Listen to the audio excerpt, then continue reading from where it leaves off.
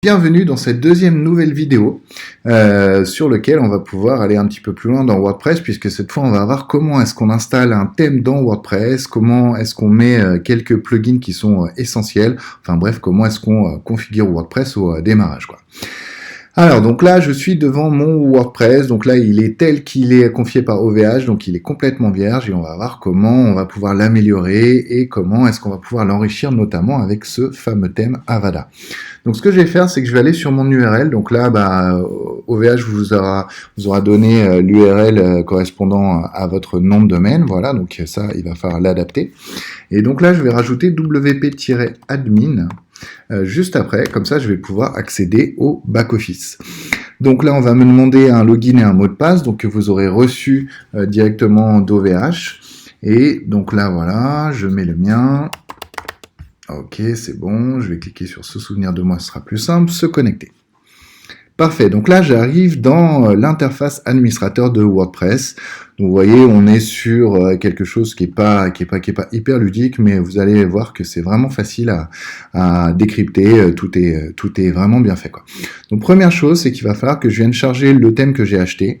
Donc là, je vais aller dans Apparence et je vais choisir Thème. D'accord ? Donc à partir de là, c'est là que je vais pouvoir ajouter mon nouveau thème. Donc ce que je fais, j'ai plus qu'à cliquer sur l'icône ajouter là-haut, et là j'aurais plus qu'à ajouter le fameux thème Avada en faisant téléverser un thème. Alors là d'ailleurs je suis sur la version française, mais moi personnellement je préfère être sur la version anglaise, parce que disons que tout est fait en ligne en anglais sur WordPress, donc ce sera beaucoup plus facile. Et puis franchement il n'est pas très bien traduit, donc je vous recommande vraiment toujours d'être sur la version anglaise. Donc là je suis allé dans Réglages général et j'ai mis la langue du site sur anglais. Voilà, enregistrer les modifications, comme ça on va l'avoir tel qu'il est normalement. C'est parti. Donc voilà, donc comme je vous disais, apparence, thème, et j'ai plus qu'à ajouter mon thème. Donc là, moi pour le coup, je l'avais déjà fait, il est là, Avada, donc j'ai plus qu'à l'activer. C'est parti. Une fois que j'active mon thème Avada, disons que comme je vous disais, Avada, il vient avec plusieurs plugins qui sont donnés gracieusement avec le thème. Voilà, donc pour que tout fonctionne bien, il va falloir que j'active également tous mes plugins, quoi. Donc ça c'est la première chose. Donc dès que j'active Avada, vous voyez là, ça vient de me rajouter un nouveau menu sur la gauche. Et après, j'ai plus qu'à aller dans Avada Plugin. Alors attention, parce qu'il y a un autre menu plugin, c'est pas la même chose, d'accord? Avada Plugin et plugin tout court, c'est pas la même chose. Avada Plugin, c'est les plugins qui sont livrés avec Avada. Donc là, il y en a pas mal et on va pas tous les installer parce qu'ils sont pas tous utiles. Le premier qui est vraiment obligatoire, c'est Fusion Core. Celui-là, il est juste génial et de toute façon, il n'y a pas le choix. Il faut l'activer pour que ça fonctionne. En fait, tout ça, les deux premiers, c'est les deux qui vont me servir à justement jouer avec un builder sur mes pages. Vous allez voir un petit peu plus tard, ça va m'éviter d'utiliser du code pour construire mes pages. Voilà, tous les autres là, ils me servent à rien, tout ça, ça sert à rien. À la rigueur, Slider Révolution, ça peut être pas mal si vous voulez faire des sliders hyper évolués, mais là, il va falloir vraiment passer du temps à l'apprendre, donc pour le moment, vous en avez pas besoin. WooCommerce, ça peut être assez chouette si vous avez envie de faire une boutique. Event Calendar, ça peut être pas mal si vous avez envie de faire tout ce qui est gestion d'événements. Yoast SEO, ça peut être bien aussi pour tout ce qui est référencement. Mais pareil, il va falloir quand même pas mal l'étudier. Et d'ailleurs, il va pas falloir l'installer sur ce serveur parce que sinon, ça va tout faire ralentir. Et puis finalement, on a Contact Form 7 qui est assez cool, qui sert à faire des formulaires de contact. Alors celui-là, pour le coup, je vais l'activer également parce que ça va être bien utile. Alors dès que j'active un nouveau plugin, vous allez voir sur le menu sur la gauche, ça va faire apparaître un nouvel élément de menu. Donc là, comme vous pouvez le voir, contact, qui va me permettre justement de gérer tous les formulaires de contact. Et ça, c'est en ayant activé Contact Form 7 que ce petit menu contact est apparu, quoi. Voilà, donc ça y est, là, le thème, il est installé comme il faut, tout est prêt pour que je puisse travailler. Alors, première chose, on va devoir créer une page.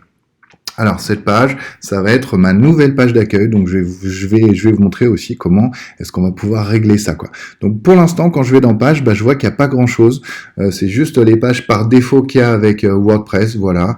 Donc pour l'instant, il n'y a rien, quoi. Donc au niveau du menu qui est sur le côté, pour que vous puissiez bien vous y repérer, Première chose, là-haut, là, vous voyez, là, il y a la petite maison avec WordPress. Quand je viens cliquer dessus, et ben, ça me ramène sur le front office. Donc, le front office, c'est le site en lui-même. Et puis, vous voyez, maintenant, là, à la place de la petite maison, j'ai WordPress. Et quand je reclique dessus, ça me ramène dans le back-office directement, quoi. Voilà.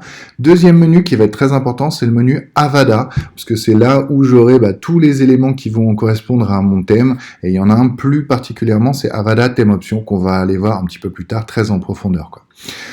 Ensuite, après, on a Fusion Builder, Fusion Slider, ça, on va pas du tout s'en servir. Post, alors ça peut servir pour tout ce qui est blog, mais pour le moment, on va pas du tout voir ça parce qu'on va plutôt faire les choses à la main. Ensuite, on a Média, ça c'est notre bibliothèque, donc bibliothèque d'images, ça peut être assez pratique. Page, bien sûr, c'est là où on va pouvoir monter toutes nos pages. Commentaires, ça c'est dans le cas où vous voulez laisser les commentaires ouverts sur votre site, mais pour le moment, on va pas du tout voir ça. Portfolio, c'est si vous avez envie de faire un book en ligne, mais je vous recommande pas d'utiliser ça parce que c'est pas très joli. Il vaut mieux tout faire à la main. FAQ, je pense que son nom parle de lui-même. Contact, c'était le plugin qu'on vient d'installer. Apparence, ça, c'est quand on a envie d'ajouter un thème ou de jouer avec les widgets, mais ça, on s'en servira pas non plus parce que c'est pas génial. On va plutôt tout faire à la main. Ensuite, après, on a plugin. Alors lui, il va être beaucoup plus intéressant parce qu'il nous permettra d'ajouter des fonctionnalités à WordPress. User, ça c'est pour savoir qui a accès à votre back-office ou même à votre site. Donc ça peut être assez intéressant d'aller creuser là-dedans, mais on verra pas ça parce que ça c'est beaucoup plus avancé. Dans outils, parfois il y a des morceaux de plugins qui vont venir se rajouter là. Settings également, parfois ça peut marcher. Elastic Slider, ça c'est un truc qui est livré avec Avada, mais on va pas du tout s'en servir non plus. Voilà, donc comment ça vous donne une première idée de ce qu'il y a sur ce menu de gauche. Vous voyez qu'il peut faire un petit peu flipper comme ça, mais en fait, tout va bien. Alors, première chose qu'on va faire, on va aller dans les plugins. Et là, vous allez voir que sur ce site-là, j'en ai déjà installé quelques-uns avant de créer ce petit e-learning. Donc, on va juste faire un tour. Donc, Contact Form 7, ça, vous avez vu comment j'ai fait. Fusion Builder et Fusion Core aussi. Ça, c'était tout ce qui était livré avec Avada. Et vous voyez qu'il y en a deux en plus. Et pour le moment, ils sont désactivés. Vous voyez que Activate, il a pas été cliqué. Alors, Post Duplicator, ça sert à quoi? Ça sert à créer des nouvelles pages en les dupliquant. Donc ça c'est assez pratique parce que parfois vous allez passer beaucoup de temps à créer une page et ce serait quand même un petit peu ennuyeux de tout recommencer à zéro. Donc parfois c'est beaucoup plus simple de dupliquer une page. Et le deuxième c'est WordPress Reset qui sert finalement à faire un petit reset de WordPress. Alors c'est assez violent parce que ça va vraiment tout casser. Donc celui-là je vous recommande vraiment de l'utiliser que quand vous êtes hyper sûr de vous, quoi. Après, ce qui peut être sympa, c'est d'ajouter d'autres plugins.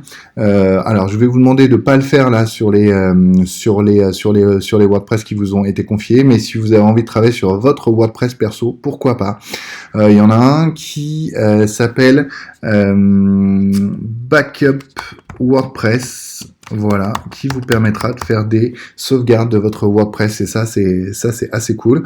Voilà, Backup WordPress, c'est le premier. Alors comment est-ce qu'on choisit un bon plugin pour WordPress? Pareil, il faut vraiment se renseigner, voir à quelle fréquence ils sont mis à jour, combien il y a d'utilisateurs qui l'utilisent, qu'est-ce qu'en pensent les gens et vraiment essayer de pas trop en mettre parce que plus il y a de plugins, plus votre WordPress risque de ramer.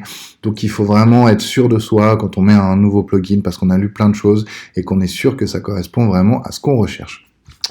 Voilà, donc ça c'est la partie assez simple.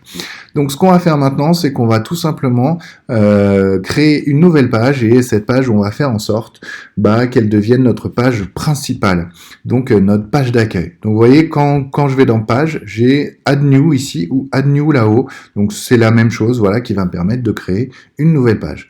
Donc c'est parti, cette page-là, je vais l'appeler Accueil. Voilà.